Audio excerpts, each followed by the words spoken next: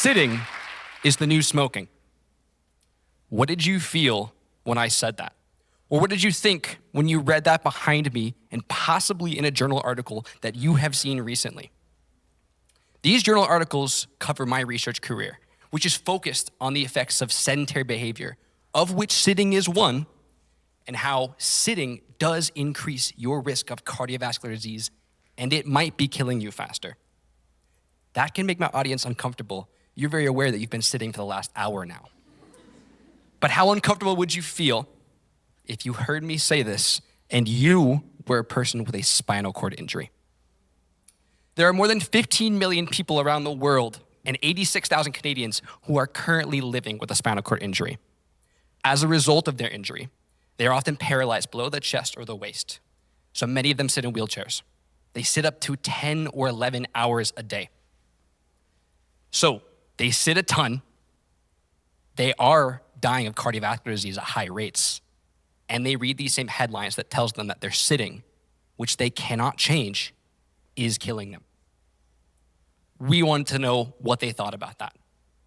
So I asked, as part of my PhD dissertation, I conducted qualitative interview research where I talked to 15 people with spinal cord injury about how often they sat and in what chairs they sat in, as well as did they see these headlines, would they read the articles, and what did they think about them? Here's what they told us. That's not for me.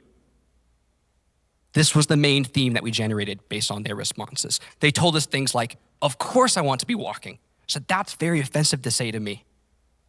That brings some very bad words to my brain. And one who said, everything I do is sitting. So take your headline and shove it. These headlines are being received negatively.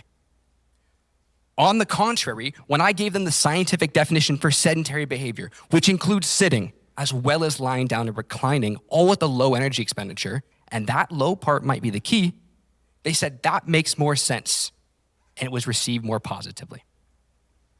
So, the headlines suck. I'm going to fix that. I have already begun working based on the results of our study with one of our community partners, Spinal Cord Injury British Columbia, to generate a media guide resource.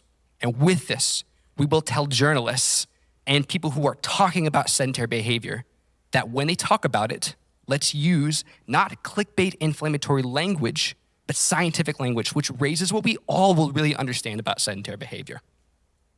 Sitting is not the new smoking, but we should move more. And when we do, let's get on the same page about it or be in the same seat.